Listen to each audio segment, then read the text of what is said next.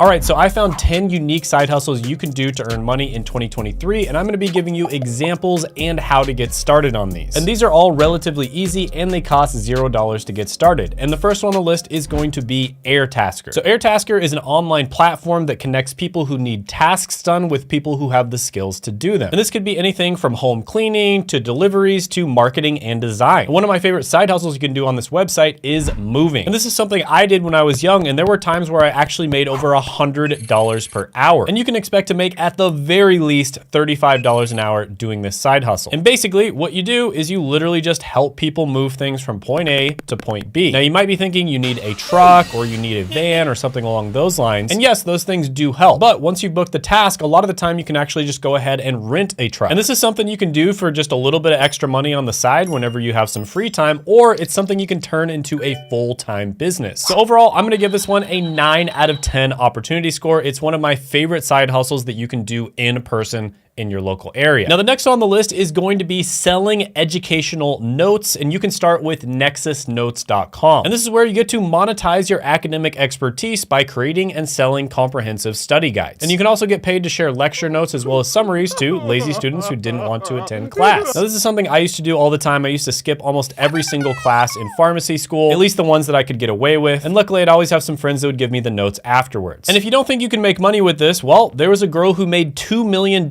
in 2 years named Stephanie Bakes. And she did it by selling study notes on Etsy and TikTok. And if you look into the notes section, hey, what do you know? There's pharmacy notes for tablets and liquid oral formulations. So you can basically find study notes on just about any subject out there. And like I said, to get started, Nexus Notes makes this entire process super easy. So overall, I'm gonna give this one a money score of 8 out of 10. Now, the next one on the list is where you can get paid to be an illustrator and you don't even have to have any art-related talent. And that's because you can use AI software such as Midjourney to create amazing graphic designs. So all you really have to get good at is prompting Midjourney to do all of the work for you. And there's a story I found on CNBC Make It about a 29-year-old making $22,000 per month. And she did this with her art-related side hustle, and she says that she only works about 2 hours per day. Now, if you wanted to get a job as an illustrator, they make about $42,000 a year. And of course, you can make much more than that as a freelancer or if you start your own business. And you can get started with this on all kinds of different freelancing websites such as Fiverr.com. Now, the trick here is to make sure that you find a niche. You want to find a profitable niche to be an illustrator, and you kind of want to build your brand off of being very good at whatever that niche is. But overall, this is a really good opportunity. I'm gonna give it a money score of 7 out of 10. Now, the next one on the list is probably one of the easiest and best business models you can possibly do, and that is selling digital products. Now, the reason this is such a good business model is because of the fact that digital products have very little overhead. They're extremely cheap to create. So when you sell a digital product, you probably have a profit margin over 90%, which is pretty much unheard of for any other type of product. And on top of that, digital products are incredibly scalable and you don't have to store them in a place like you would with physical products. So you don't have to deal with all the logistical problems that come along with selling physical products. You can sell anything from ebooks to templates to online courses. And you basically just create it one time and then you have a product that is out there forever,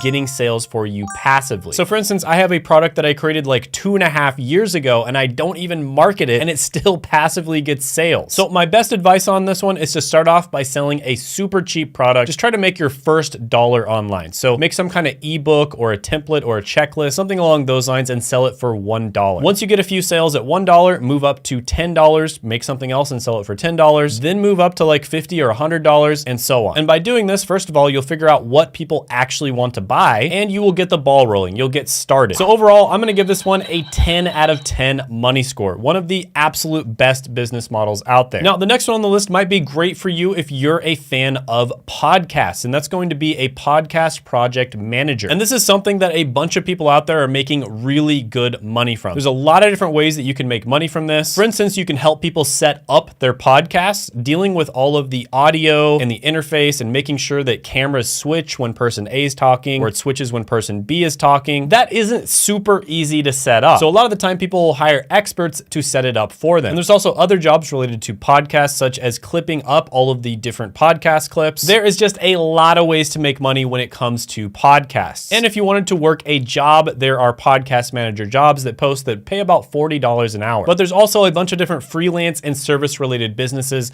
that you can start around podcasts. So overall, I'm gonna give this one a 7 out of 10 money score. Now the next one on the list is involved in real estate, and it's something you can do as a side hustle, and that's going to be a field inspector. So field inspectors basically perform inspections on properties. A lot of the time they'll take pictures and they'll just document everything in order to make sure that the property is suitable to be lived in. And sometimes it has to do with insurance purposes as well. And one website where you can get started with this easily is jmireports.com. Now you might be thinking you have to have experience in real estate in order to do this, but actually the job is relatively simple, but it does require somebody to go there in person. And it even says right on the website, experience in insurance or field work isn't essential to handle this role. Now, according to Glassdoor, field inspectors make about $54,000 a year. And this is something you can do as a side hustle as well. And typically you'll make about $150 to $350 per day. And that's according to JMI. So overall, really solid one. It's something where there's pretty much always going to be demand for this. I'll give it a 7.5 out of 10 opportunity score. The next one on the list might be great for you if you're a fan of chess. The Rook! And that is becoming a professional chess coach. So chess is something that I did play when I was younger, but I got back into it the last few years when the Queen's Gambit came out on Netflix, and chess basically just exploded in popularity. Now, one thing I noticed is I wasn't actually getting better watching some of the best players out there